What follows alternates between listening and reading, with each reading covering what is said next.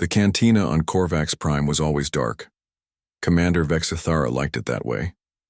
The dim lights helped hide the scars on his chitinous face, the ones that still ached when the station's artificial weather changed. He sat in his usual corner, booth, nursing a glass of fermented algae juice that had long gone flat. The group of young soldiers approached his table like nervous prey animals. Vexithara recognized the mix of species immediately: 2 Rigelians with their blue-scaled skin, a Centaurian whose 4 eyes kept darting around the room, and 3 Altarians like himself, though much younger and without battle scars. Commander Vexithara. The lead Rigelian spoke with the formal tone of fresh Academy graduates. We were hoping you might share some stories from the war. Vexithara's 4 arms remained still on the table. His kind used arm movements to show emotion, but he had learned to control such displays years ago. The war had taught him that much. Which war? He asked, though he knew exactly what they meant. The Terran War, sir. The human conflict.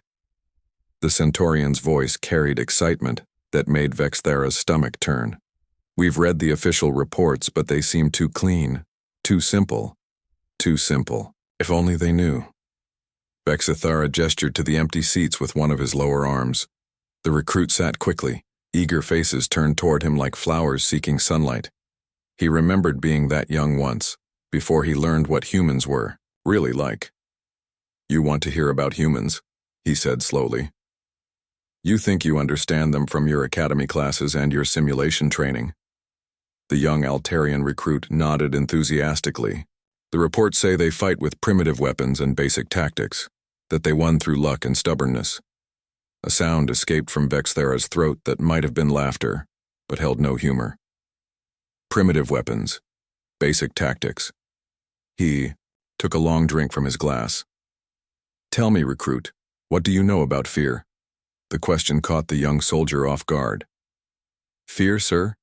It's a survival response. When faced with superior force, most species retreat or surrender to preserve life. Most species, Vexithara repeated. Most, but not all. He leaned back in his seat, his scarred face catching the dim light. The recruits waited, sensing that something important was about to be shared. I first encountered humans during the battle of Sector 7G. My fleet was tasked with securing 3 mining colonies that had refused to join the Galactic Coalition. Simple mission. Show force, accept surrender, establish order. We had done it hundreds of times before. The memories came, back like an old wound reopening. Vexithara's upper right arm unconsciously moved to touch the deepest scar on his neck. The first 2 colonies surrendered immediately when they saw our ships. Standard procedure. But the 3rd colony was different. They had a human garrison. One of the Rigelians leaned forward. How many humans? 200. Against my force of 10,000. Vexithara's voice grew quieter. My fleet commander was annoyed by the delay. He ordered me to land with a single battalion and accept their surrender personally. It should have taken an hour. The cantina's background noise seemed to fade as Vexithara continued. The human commander was Captain Lee Dong-wook. I remember his name because it was the first human name I ever learned to pronounce correctly. He met me at the landing pad with 12 other humans. No weapons visible, hands empty. I thought they were surrendering. Vexithara paused to finish his drink. The recruits waited without speaking. Captain Lee was shorter than me, which most humans are. He had dark hair, dark eyes, and a face that showed no fear. None of them did. That should have been my first. Warning? Warning about what? The Centaurian asked. About what makes humans different from every other species in the galaxy. Vexithara's 4 eyes focused on something far beyond the cantina walls. I gave him the standard surrender terms. Lay down weapons, submit to coalition authority, and his people would be treated fairly under galactic law. The young Altarian recruit shifted impatiently. And he refused? Oh, he listened to everything I said, very politely. Then he asked me one question that I still think about. Vexithara's voice dropped to almost a whisper. He asked if I had ever been responsible, For protecting something more important than my own life. The recruits exchanged glances. The question seemed simple enough. I told him that survival was the primary directive for all intelligent life, that preservation of self and species was the foundation of civilization. Vexithera's scarred face twisted into something that might have been a smile. He nodded like he understood, then said something I will never forget. The cantina fell silent around their table. Even the background music seemed to pause. He said, "Then you wouldn't understand why we're going to fight you." Just like that, calm as discussing the weather, like he was telling me about his lunch plans. One of the Rigelians frowned. "That makes no sense. Fighting against impossible odds is illogical." "That's what I thought too," Vexthera said. I explained the numbers to him. 10,000 trained coalition soldiers against his 200 humans and maybe 300 colonists. I showed him readings from our weapons, our armor, our air support. I wanted him to understand that resistance was pointless. What did he do? He thanked me for the information. Then he asked if I wanted to know why his people would fight anyway. Vexthara's upper arms moved slightly, a sign of agitation among his kind. I was curious, so I said yes. The recruits leaned closer. "Captain," Lee pointed to the colony behind him. Families with children, elderly people, workers who had never held a weapon in their lives. He told me that every single one of those humans was someone's parent, child, spouse, or friend, that they had names and dreams, and people who loved them. Vexithara paused, remembering the human captain's exact words. Then he said, "You're asking us to hand them over to strangers who might hurt them. We can't do that. We won't do that. So we're going to fight you with everything we have, for as long as we can, to give them a chance to escape or hide, or at least die free." The young soldiers around the table looked confused. The Centaurian spoke first. "But that's still illogical. They couldn't win. Fighting would only get more of them killed." "That's exactly what I told him," Vexthera said. I tried to explain that surrender would save lives, that the coalition had laws protecting prisoners and civilians. And he looked at me with those dark human eyes and said, "Maybe your laws would protect them. Maybe not. But I know for certain that we will protect them. That's not a maybe. That's a promise." Vexithera stood up slowly, his forearms moving to support his weight. The old wounds always ached when he sat too long. I gave him one last chance to surrender. Told him I would give his people 10 minutes to reconsider before my forces moved in. "What happened in those 10 minutes?" one of the young Altarians asked. Vexithera looked down at the recruits, seeing his younger self in their eager faces. "In those 10 minutes, I watched Captain Lee walk back to his people and explain the situation. I watched him tell them exactly what they were facing, exactly how small their chances were." His voice grew heavy with memory. "And then I watched every single human volunteer to fight. All of them.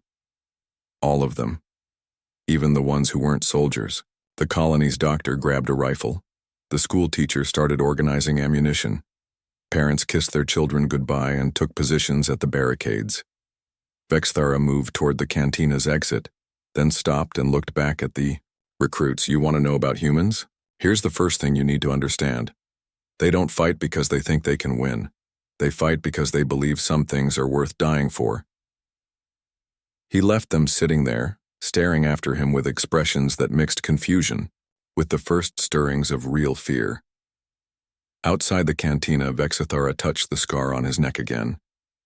Tomorrow he would tell them what happened during those next 3 days on that mining colony. He would tell them about the price his 10,000 soldiers paid to defeat 200 humans. But tonight, let them wonder. Let them think about what it means when someone decides that your life is worth more than their own. The corridor's lights flickered as Vexithera walked away, his four-armed shadow stretching long behind him like a dark memory that refused to fade. The next evening, the same group of recruits found Vexthara in his corner booth. This time they approached with less excitement and more caution. Something in the veteran commander's story had changed their understanding, and it showed in their careful movements. Vexathara didn't look up when they sat down. He was staring at his glass, watching the bubbles rise through the blue liquid, like tiny memories surfacing from the depths of his mind. "You came back," he said without lifting his scarred head. The lead Regelian nodded. "We want to hear the rest, Commander, about what happened at the colony." "Do you?" Vexathara finally looked up, his four eyes studying each young face. "Yesterday, you thought humans were primitive, weak, easy to understand." He took a slow drink. "Are you ready to learn how wrong you were?" The recruits exchanged nervous glances but nodded. The battle for that mining colony lasted 3 days. By the end, I had lost 400 soldiers. Vexathara's upper arms moved slightly, a gesture of old pain. "Not to superior weapons or clever technology. I lost them to something far more dangerous." "What?" the Centaurian asked. "Human stubbornness." The word came out like a curse. "No, that's not the right word. Stubbornness implies stupidity. What I witnessed was something else entirely." Vexathara leaned back, his chitinous skin catching the dim light of the cantina. The humans had 3 defensive positions in the colony: a mining facility, a residential area, and a communications center. Standard military thinking said we should take them one at a time, starting with the easiest. He paused to organize his thoughts, still struggling with memories that made no sense even years later. The easiest target was the mining facility. It had only 12 human defenders led by a sergeant named Kim Tae-ho. 12 humans against 200 of my soldiers.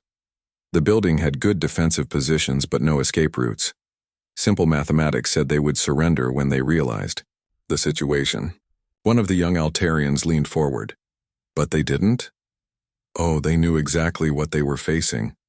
I made sure of that. I had my communications officer broadcast our strength and our intentions.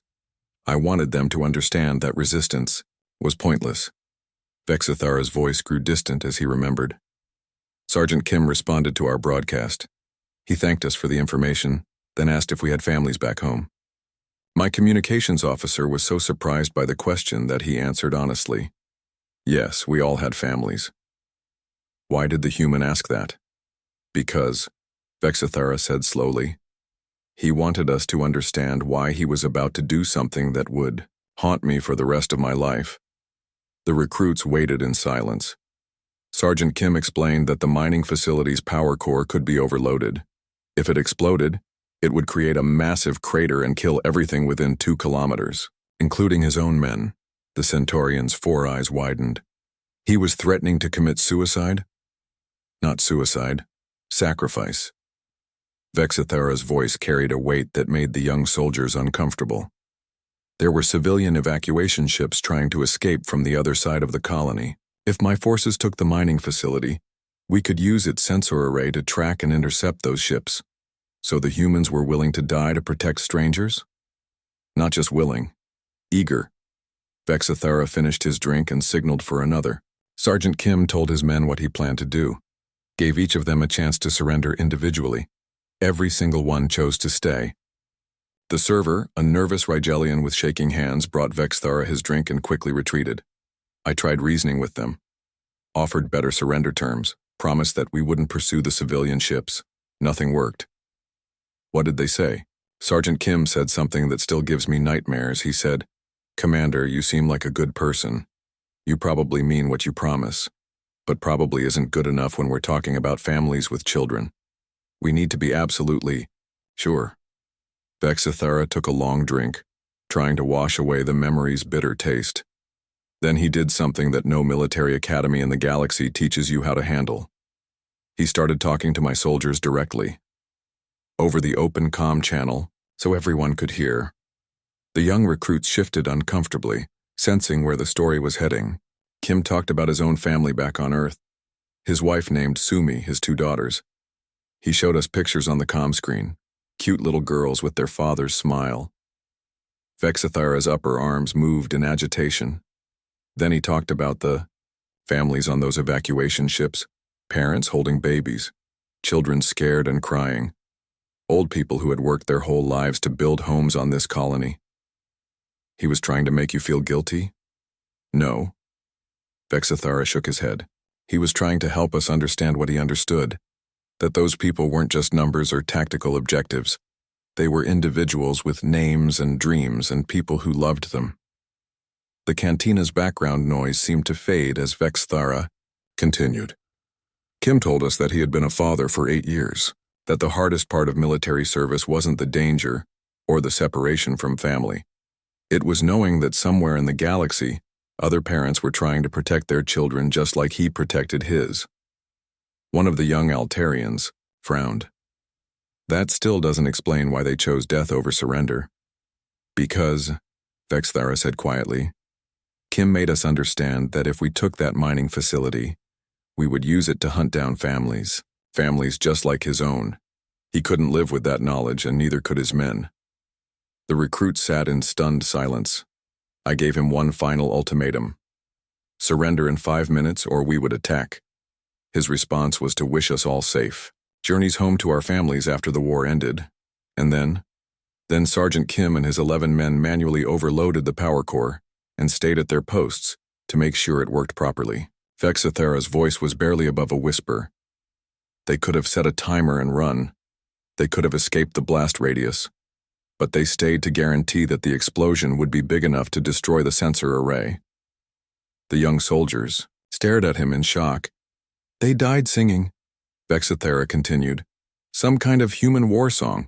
My communications officer recorded it, though I ordered him to delete the file later. 12 voices getting fainter as the radiation levels climbed, but never stopping until the very end. How do you know they could have escaped? Because 3 of my soldiers survived the blast. They were far enough away to avoid the worst of it, but close enough to see everything. Vexithara's chitinous face hardened. They told me that in the last 30 seconds, when the core was already critical, they saw humans running toward the center of the facility, not away from it. Why would they do that? To make sure the explosion was as powerful as possible. To guarantee that every piece of that sensor array was completely destroyed. The Centaurian spoke in a voice filled with horror. They made it worse for themselves? On purpose? They made it certain. There's a difference. Vexithara looked at each young face around the table. That's what you need to understand about humans. They don't just accept death for their beliefs. They embrace it. They make it count. One of the Regellians asked the question they were all thinking. What happened to the civilian ships? They escaped. All of them. Vexithara's voice carried no satisfaction, only tired acceptance. Without the sensor array, we couldn't track them through the asteroid field. By the time we got replacement equipment, they were long gone. So the humans won? The humans died, but they accomplished their mission. Vexithara stood up slowly, his forearms supporting his weight against the table. 12 men gave their lives to save 3,000 strangers, and they did it gladly. He moved toward the cantina's exit, then stopped. My communications officer never did delete that recording. Years later, he played it for me one more time before he retired. 12 human voices singing about going home, even as they chose never to see their families again. Vexithara left the recruit sitting in stunned silence. Behind him, he heard one of them ask another, "Could you do that? Die for strangers?" The answer, when it came, was honest and frightened. "I don't know." Outside the cantina, Vexithara walked slowly toward his quarters. Tomorrow he would tell them about Lieutenant Colonel Yumin Seo and her reconnaissance team. He would explain how 12 humans had made his entire fleet afraid to sleep. But tonight, let them wonder about the price of certainty. Let them think about what it means when someone decides that their death is worth more than their life. On the third night, Vexithara was already sitting in his booth when the recruits arrived. The old commander looked even more tired than usual, his scarred face showing the weight of memories that refused to stay buried. The young soldiers approached, more carefully now. 2 days of stories had changed something fundamental in their understanding, and they moved like people walking through a graveyard. "Commander," the lead Rigellian said quietly, "we're ready for the next story." Vexithara looked up at them with eyes that seemed older than his years. "Are you?" Each story I tell makes humans seem less like the primitive species you thought you understood. Are you sure you want to keep learning? The recruits exchanged glances but sat down anyway. Tonight I want to tell you about Lieutenant Colonel Yu, Mincio. Vexithara's voice was different tonight, carrying a tone of respect mixed with something that might have been fear. She taught me that humans don't just fight differently, they think differently. One of the young Altarians leaned forward. How so? Most species, when they plan military operations, focus on strength versus strength. Find the enemy's weak point, apply superior force, achieve victory. Vexithara's upper arms moved in a gesture of emphasis. Humans plan like predators. The comparison made the recruits uncomfortable. None of their species had evolved from predatory backgrounds. 6 months into the war, Coalition Command gave me a new mission. A human reconnaissance team was operating behind our lines, gathering intelligence and disrupting supply operations. 12 humans led by Lieutenant Colonel Yu Minseo. Vexithara paused to take a drink, organizing thoughts that still troubled him. The humans had been active for 2 months before we even realized they were there. Food supplies disappearing, communication relays malfunctioning, transport convoys arriving late or not at all.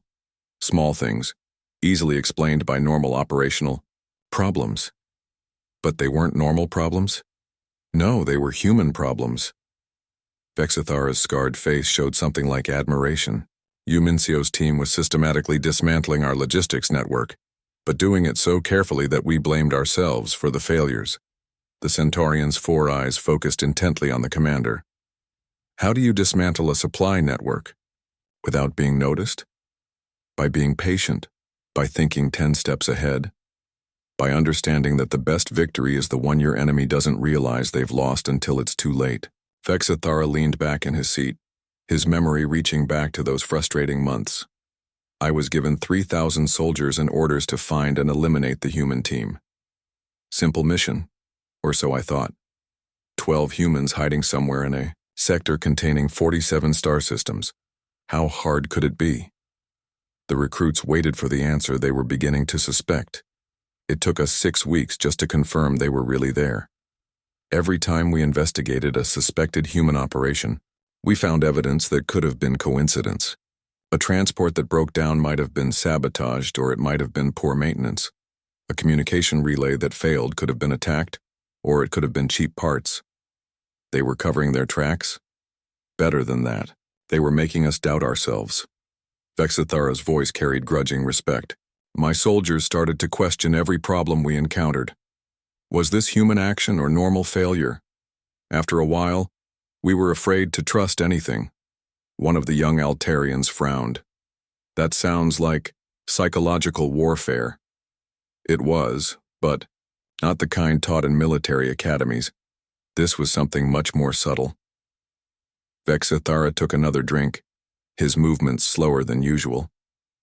After 8 weeks of searching, we finally found their base camp on a small moon in the Kepler system.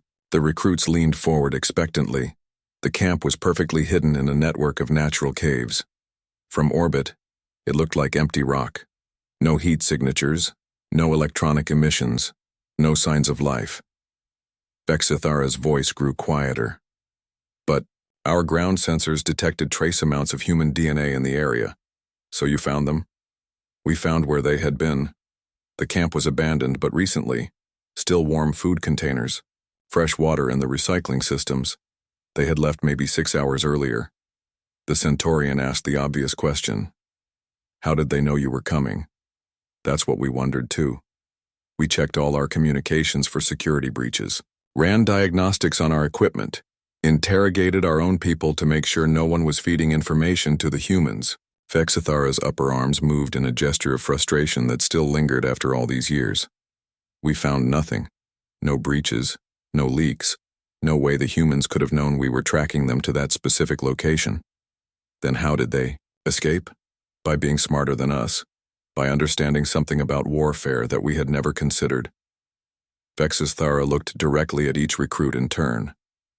They weren't running from us. They were leading us. The words hung in the air like, a physical presence leading you where? One of the Rigelians asked. Into a trap.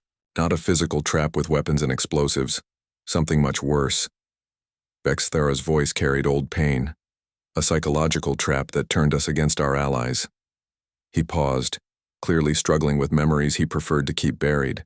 You see, Lieutenant Colonel Yu Min-seo had spent 2 months studying our supply network. She knew which systems supported which bases. She knew which species worked together and which ones had old rivalries. What did she do with that information? She used it to make us destroy ourselves. Over the next 4 weeks, as we chased her team from system to system, supply problems got worse instead of better. But now they were targeted problems. Vexthara's scarred face showed the strain of explaining something he still didn't fully understand. Food shipments from Rigelian suppliers to Centaurian bases would arrive spoiled. Weapons from Altarian manufacturers would malfunction when used by Vicarian troops. Communication equipment from one species would mysteriously fail when used by another. The recruits began to see the pattern. Each species started blaming the others for the problems. Rigelians accused Centaurians of poor storage. Altarians questioned Vicarian maintenance procedures. Vicarians suspected Rigelian sabotage. The humans were causing the different species to fight each other. Not causing, encouraging. There's a difference. Vexthara finished his drink and signaled for another. They found the natural fault lines in our alliance and applied just enough pressure to make them crack. How? By understanding something that our strategists had missed. Most coalition species worked together because we had to, not because we wanted to. Old prejudices and rivalries were still there, just buried under military discipline. The server brought Vexthara's drink and retreated quickly, sensing the dark mood at the table. Lieutenant Colonel Yu Min-seo's team didn't just sabotage equipment, they sabotaged trust. A Rigelian transport would be attacked just after leaving a Centaurian base, suggesting inside information. An Altarian patrol would be ambushed immediately after receiving Vicarian intelligence. One of the young Altarians looked sick. They made it look like we were betraying each other? They didn't have to make it look like anything. They just created situations where suspicion was the logical response. Vexthara's voice carried the weight of old shame. Within a month, coalition forces in 3 sectors were spending more time watching each other than hunting humans. What happened to the human team? We finally cornered them on a mining station in the Outer Rim. At least we thought we had. Vexthara's upper arms moved in remembered frustration. 3 coalition fleets converged on the station from different directions. No escape routes, no way out. Did you capture them? We captured one of them, Corporal Han Da-un, a communications specialist who had volunteered to stay behind while the rest of her team escaped. The recruits waited for the rest of the story. She was alone in the station's control center when we breached the facility. No weapons, no attempt to resist. She just sat at her console, working calmly while 3,000 soldiers surrounded her. What was she doing? Finishing her mission. While we had been chasing shadows for months, Corporal Han had been studying the mining station's systems. It was a weather control facility for the entire sector, responsible for maintaining atmospheric conditions on 12 inhabited worlds. Vexthara's voice grew distant with memory. She looked up at us when we entered the control room. Young woman, maybe 25 Earth years old. She smiled and said, "Sorry, gentlemen, you're about 11 minutes too late." Too late for what? She had reprogrammed the weather control systems to create massive storm patterns across all 12 worlds. Storms that would last for months and make military operations impossible. The Centaurian's eyes widened. She destroyed the weather system? Better than that. She improved it. The storms she created were actually beneficial for the long-term climate of those worlds, but they made them completely unsuitable for military bases or supply operations. Vexthara took a long drink, his movements showing the weariness of old battles. We asked her why she stayed behind, why she didn't escape with her team.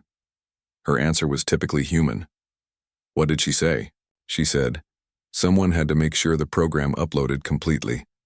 Besides, my daughter is taking her final exams next week. I promised I'd be thinking about her." Vexthara's voice grew quiet. The 4th night brought rain to Korvax Prime's artificial weather system. Vexathera could hear it pattering against the cantina's windows as he waited for the recruits to arrive. The sound reminded him of another place, another time, when rain had fallen on a space station far from here. The young soldiers came in shaking water from their uniforms, their faces showing the strain of 3 nights' worth of disturbing stories. They had changed over the past few days, becoming quieter, more thoughtful. The casual excitement about war stories had been replaced by something deeper and more troubling.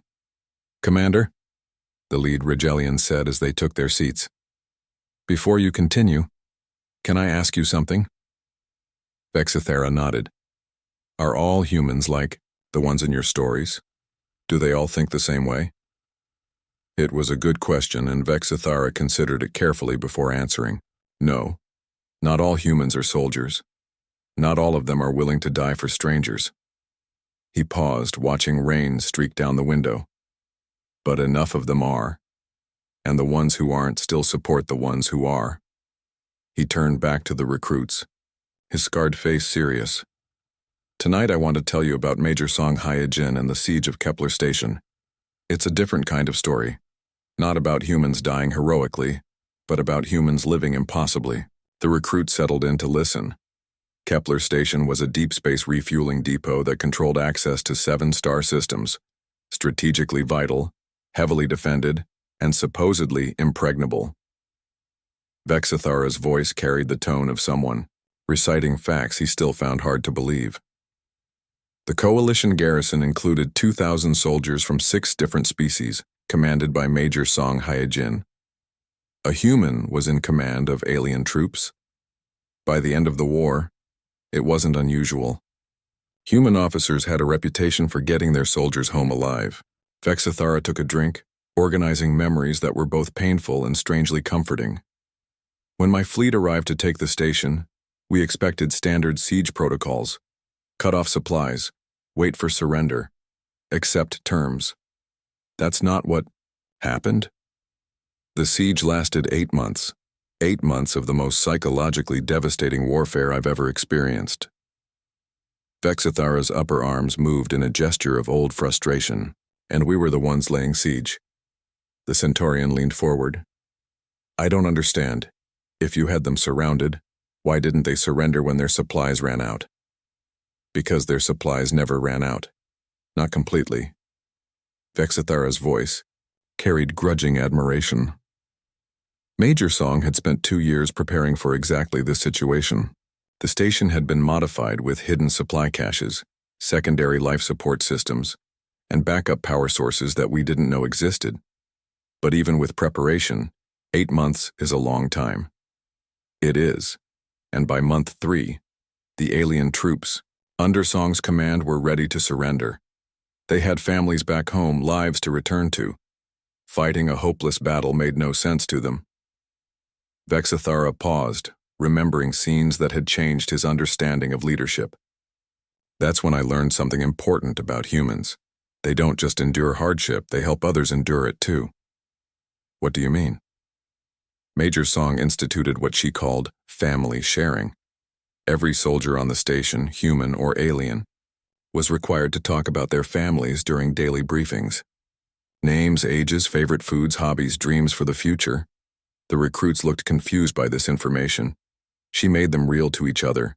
The Rigelian communications officer talked about his daughter's piano recitals. The Centaurian engineer shared pictures of his 4 sons. The Altarian medic described his wife's cooking.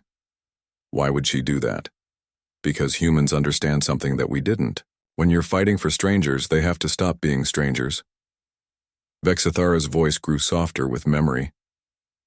Every morning, Song would remind her troops that they weren't just defending a strategic position. They were defending each other's families. One of the young Altarians frowned. That seems like psychological manipulation. Maybe it was, but it worked. Vexathara looked directly at the recruit who had spoken. By month 4, those alien soldiers were volunteering for the most dangerous assignments, not because they believed in human ideology, but because they had learned to care about their human comrades. How did Major Song make them care? By caring about them first. By month 5, when medical supplies were running low, Song implemented triage protocols that prioritized alien casualties over human ones. The recruits stared at him in shock. She reasoned that humans healed faster and could tolerate more pain. Therefore, limited medical supplies should go to species that needed them most. Vexithara's voice carried the weight of something he still found hard to believe. I intercepted communications where her own medics argued with her about this policy. What did they argue about? They wanted to treat humans first, natural species loyalty. But Song overruled them every time. Vexithara took a long drink. She told them that leadership meant making sure your people knew you valued their lives over your own. The cantina's background noise seemed to fade as Vexithara continued. By month 6, we were intercepting communications from the station that sounded nothing like military reports from a besieged garrison. They sounded like messages from a close-knit family. What kind of messages? Birthday celebrations for soldiers' children back home. Congratulations when someone's spouse got promoted. Condolences when a grandparent died. Vexithara's scarred face showed something that might have been envy. They were sharing each other's joys and sorrows as if they were blood relatives. One of the Rigelians asked, "How do you maintain morale for 8 months under siege conditions?" By refusing to accept that the situation is hopeless. Major Song instituted what she called future planning sessions. Every week her command staff would meet to discuss what they would do after the siege ended. Even though they were trapped with no hope of rescue, especially because they were trapped, Song made them plan welcome home parties for each other, discuss vacation destinations they would visit, share recipes they would cook for their families. Vexithara's voice grew quiet with memory. I realized we weren't just fighting a military garrison. We were fighting a community that had decided to survive together. The recruits absorbed this information in silence. Month 7 brought the worst psychological warfare I've ever witnessed. My intelligence staff had captured detailed information about several of the alien soldiers' families back home. Names, addresses, daily routines. You were going to threaten their families? Standard siege tactics. Broadcast the information to the station. Make the soldiers understand that their families were vulnerable. Vexithara's upper arms moved in a gesture of remembered shame. We transmitted detailed surveillance reports showing Rigelian children walking to school, Centaurian spouses shopping for groceries, Altarian parents visiting medical clinics. Did it work? It backfired completely. Instead of breaking morale, it made the garrison more determined. Vexithara shook his head at the memory. Major Song's response was broadcast on all channels so every soldier could hear it. What did she say? She thanked us for the intelligence reports, then explained to her troops exactly why the information proved they were fighting for the right cause. The Centaurian's 4 eyes focused intently. How did she reach that conclusion? Song pointed out that if we were willing to threaten innocent families, it proved we were the kind of enemy worth fighting against. That surrendering to people who would target civilians was not an option any decent person could consider. Vexithara finished his drink and sat back in his seat. Then she did something that still gives me nightmares. She had her communications. Officer patched through a message to all the families we had been surveilling. What kind of message? Song introduced herself to each family by name, talked about their soldiers' service records, their hobbies, their dreams for the future. She told them that their loved ones were safe, well-fed, and surrounded by friends who would die to protect them. The recruits sat in stunned silence. But the worst part was what she said at the end of each message. She promised every family that their soldier would come home safely, even if it meant every human on the station had to die to make it happen. She promised to sacrifice her own people for alien soldiers. She promised to treat them like family, and humans die for family. Vexithara's voice carried the weight of hard-earned understanding. By month 8, my own intelligence staff was reporting that they were having trouble maintaining proper psychological distance from the target. What does that mean? It means my soldiers were starting to admire the people they were supposed to defeat, starting to question whether we were the good guys in this conflict. Vexithara stood up slowly, his movements showing the weariness of old battles and older regrets. The siege ended when my fleet command received new orders to withdraw. Higher priority targets, they said. But I think the real reason was that we We're losing the psychological war. You were losing to a trapped garrison. We were losing our certainty that we deserved to win. Vexithara moved toward the exit, then paused. When we withdrew, Major Song sent us a message. She thanked us for our professionalism and wished us safe travels home to our families.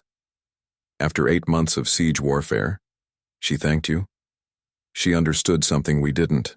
On the 5th night, the recruits arrived before Vexithara. They sat quietly in his usual booth, waiting with the patience of soldiers who had learned to think before they acted. The past 4 days had changed them in ways that went beyond simple military education. When Vexithara entered the cantina, he paused at the sight of them sitting in his space. For a moment, something that might have been pride flickered across his scarred features. They were beginning to understand what it meant to show respect. "Commander," the lead Rigelian said as he approached, "we saved your seat." Vexithara nodded and sat down, noting how the young soldiers had unconsciously arranged themselves in a defensive formation around the table. Another lesson learned without being taught. "Tonight is the last story," he said without preamble. "The story of how the war ended. Are you ready to hear it?" The recruits exchanged glances. Over the past 4 days, they had learned to fear Vexithara's stories as much as they anticipated them. "Yes, sir," they answered in unison. "Good. Because this story is different from the others. This one has a happy ending." Vexithara's scarred face showed something that might have been a smile, or at least what humans call a happy ending. He signaled for his usual drink, then settled back in his seat. The war had been going on for 5 years when General Kang Do-hyun made an offer that changed everything. He contacted Coalition Command directly, bypassing all normal diplomatic channels. "What kind of offer?" the Centaurian asked. "A prisoner exchange. All captured Coalition soldiers, both living and dead, for all captured humans." Vexithara's voice carried the weight of old memories. "Standard wartime negotiation, except for one detail." The recruits waited. General Kang offered to include himself in the exchange, the supreme commander of all human forces turning himself over to Coalition custody in return for the safe release of prisoners. One of the young Altarians frowned. "That makes no sense. Why would the humans give up their most important leader?" "Because they valued the lives of individual soldiers more than strategic advantage." Vexithara took a drink, organizing thoughts. He still found difficult to explain. General Kang's message to Coalition Command was simple. Every person matters. No one gets left behind. But surely his own generals argued against it? They did. The entire human command structure begged him to reconsider, pointed out that his capture would cripple human military effectiveness. Vexithara's voice grew quiet. His response was broadcast on all channels so every human soldier could hear it. What did he say? He said that any military that would sacrifice its own people for strategic advantage was not worth commanding, that the measure of a civilization was not how well it fought, but how well it protected those who fought for it. The recruits absorbed this in thoughtful silence. The prisoner exchange was scheduled to take place at a neutral station in the Vega system. Both sides agreed to a temporary ceasefire during the negotiations. Vexithara paused, his 4 eyes focusing on something beyond the cantina walls. "I was selected to escort General Kang into Coalition custody. My superiors thought it was an honor, given my experience fighting humans throughout the war." Was it an honor? It was a punishment. They knew that meeting him would be the hardest thing I had ever done. Vexithara's scarred face showed old pain. Because by then everyone in Coalition Command understood what we were really fighting, which was people who were better than us, not stronger, not smarter, not more advanced, just better. The words came out like a confession. General Kang was everything the stories had made him seem: calm, intelligent, genuinely concerned about the welfare of everyone involved in the exchange. Even his enemies? Especially his enemies. When he boarded my ship, his first question was about the condition of the Coalition prisoners in human custody. He had brought medical reports on each one along with personal messages from their families. Vexithara's voice grew heavy with memory. During the 3-day journey to the exchange point, I tried to understand him. asked him about human motivations, human psychology, human military doctrine. What did you learn? That everything we knew about humans was wrong. They weren't primitive or barbaric or unusually violent. Vexithara looked directly at each recruit. They were exactly what they appeared to be, people who believed that some things were worth dying for. The cantina's background noise seemed to fade as Vexithara continued. General Kang told me about his own family, his wife Lim Soo-jin, who was a teacher on Earth, his 2 sons who were studying medicine and engineering, normal people living normal lives. Why did he tell you about them? Because he wanted me to understand that he was making his sacrifice not in spite of his love for his family, but because of it. Vexithara's voice grew quiet. He said that the only way to build a galaxy where his sons could live in peace was to prove that some people would die rather than accept injustice. One of the Rigelians asked, "What injustice?" The Coalition's expansion policy. Taking over worlds and forcing them to join whether they wanted to or not. Vexithara's scarred features showed something that might have been shame. General Kang explained that humans had fought not to conquer, but to give other species the right to choose their own destinies. The recruits shifted uncomfortably, recognizing uncomfortable truths about their own government. The prisoner exchange went smoothly. 300 Coalition soldiers and officers, all in perfect health, all carrying personal items and messages from human guards who had befriended them during captivity. The humans had befriended their prisoners. Apparently, humans find it difficult to hate people they see as individuals rather than enemies. Vexithara's voice carried grudging admiration. Several Coalition prisoners refused to leave, asking permission to stay and fight alongside their human captors. Permission was denied. General Kang personally ordered them to go home to their families. He said that the highest honor they could give human sacrifice was to live good lives and remember what they had learned. Vexithara finished his drink and sat back in his seat. The human prisoners were a different story entirely. 412 soldiers and officers, many showing signs of poor treatment during their captivity. The recruits looked ashamed, understanding the implication. General Kang said nothing about the condition of his people, made no accusations, demanded no apologies. He simply helped the wounded onto medical transports and thanked Coalition officers for their cooperation. How could he be so calm about it? Because he understood something we didn't. That hatred only breeds more hatred, but dignity can inspire change. Vexithara's voice grew distant with memory. His last act before entering Coalition custody was to record a message for his family. What did the message say? That he loved them, that he was proud of the people they were becoming, and that he hoped they would forgive him for not coming home. Vexithara's scarred face showed old pain. Then he added something that still haunts me. The recruits waited. He said that he hoped his sacrifice would help create a galaxy where Coalition and human children could grow up as friends instead of enemies. The cantina fell silent around their table. General Kang died in Coalition custody 6 months later. Heart failure, according to the medical reports, but I think he simply decided his job was finished. What happened to end the war? Captain Lee Dong-wook, the officer I mentioned in my first story, made the final sacrifice that ended everything. Vexithara's voice became almost a whisper. During the Battle of Terra Prime, when Coalition forces were preparing to bombard human civilian targets, Lee manually piloted a damaged ship into our command dreadnought. He committed suicide to save his people. He committed murder to save everyone, Coalition and human alike. Vexithara's upper arms moved in remembered anguish. His transmission was broadcast on all frequencies so every ship in both fleets could hear it. What did he say? That war was a failure of imagination, that if both sides could see their enemies as people with families and dreams and fears, no one would be willing to keep fighting. Vexithara's voice carried the weight of absolute conviction. His last words were, "Tell my wife Lim Soo-jin that I finished my duty."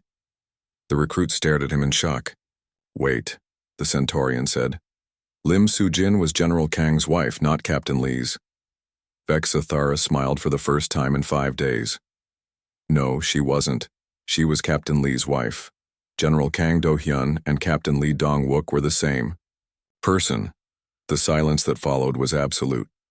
The supreme commander of human forces had been fighting as a simple ship captain for the entire war, leading from the front, sharing the same risks as his soldiers, earning their loyalty through example rather than rank. But why hide his identity? Because true leadership isn't about commanding from safety. It's about sharing danger with the people who trust you. Vexithara stood up slowly, his movements showing the weight of years and memories. When Coalition Command realized what had happened, that we had spent 5 years fighting someone who could have ended the war at any time, but chose to die alongside his people instead, we offered humanity full membership in the Coalition. They accepted, they negotiated, demanded voting rights for all species, not just Coalition founders, insisted on protection for worlds that wanted independence,